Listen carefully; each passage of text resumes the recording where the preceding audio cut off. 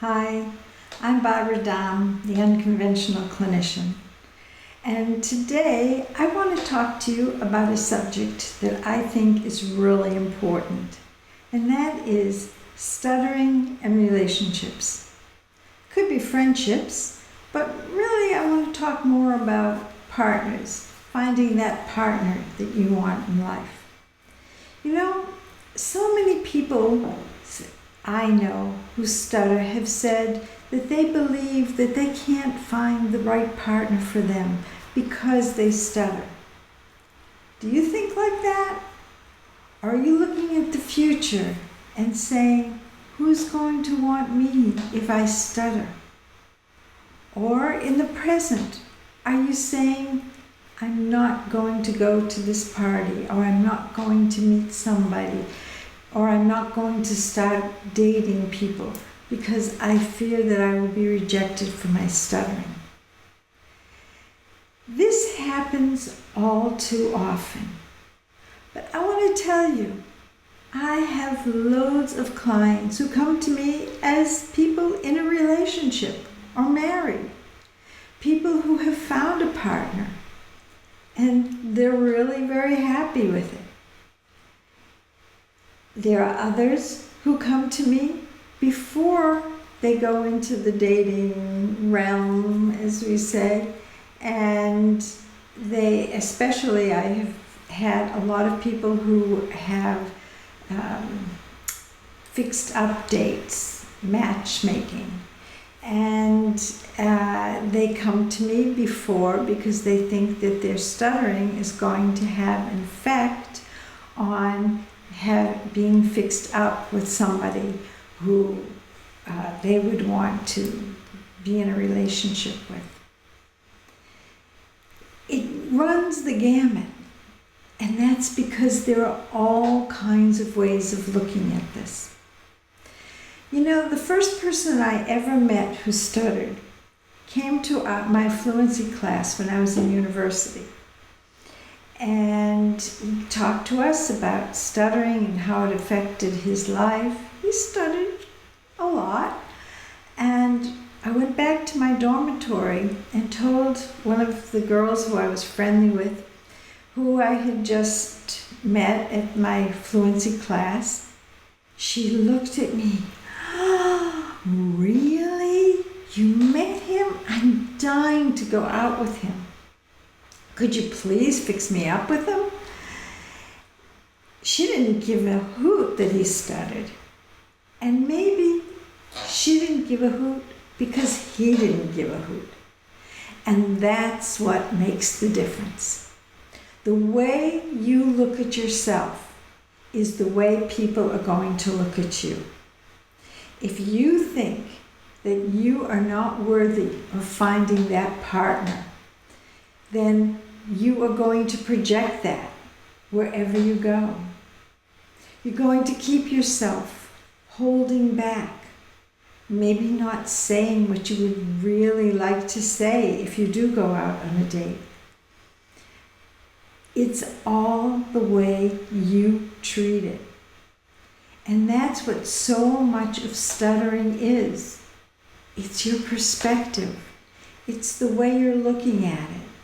Are you going to let it keep you from being the person that you are? Well, maybe you're saying the person I am is a stutterer. No, that's not who you are. It is one thing about you that you do stutter.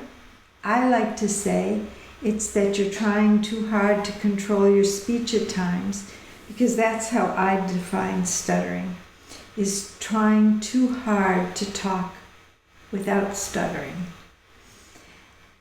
And I'm not saying that's the cause of your stuttering, but the more you try not to stutter, the more you are going to stutter because you're exerting control. So, when you go to speak to somebody, it's not what I have to offer. It's not my thoughts. It's not my feelings, my observations, whatever that I am putting into this relationship. No, It's only if I stutter or don't stutter. That's what's keeping you from having that relationship you want.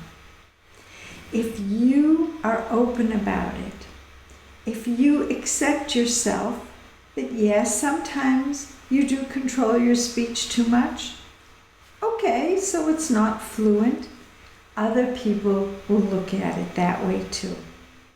I know from personal experience, before I met my husband, I was dating a man who stuttered. I was already a clinician at that time, not yet specializing in stuttering, and not having a great idea also of how it should be treated.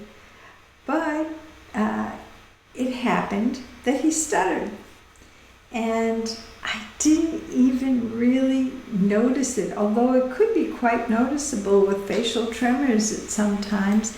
But as a person who was involved in the relationship, it wasn't there. It wasn't something that I saw.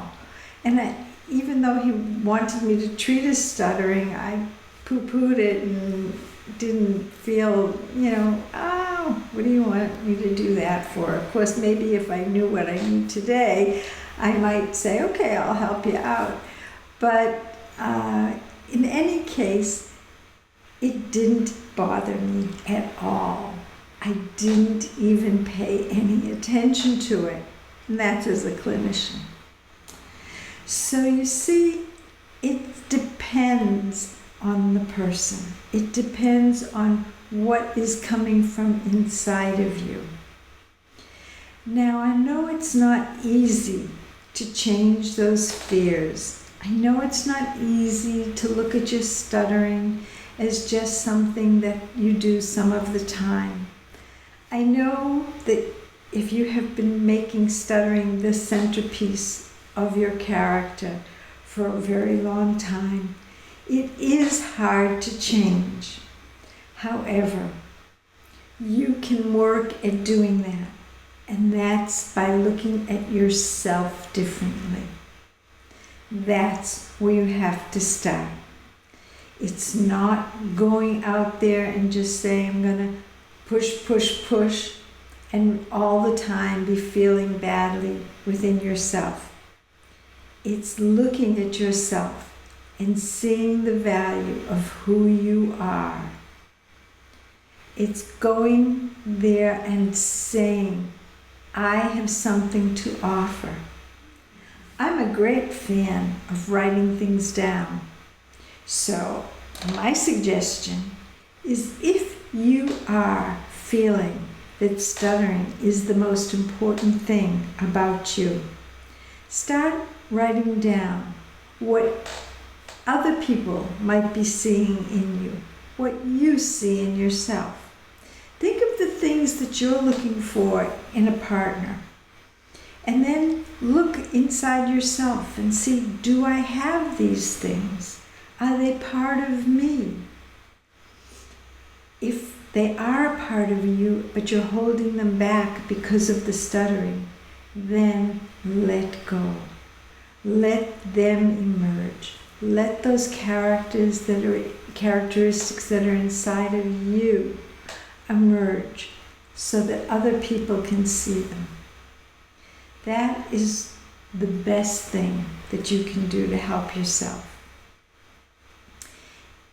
I understand if you are communicating with people and yet you would like to communicate more easily, more comfortably, and you want to learn how to do it, that can be done.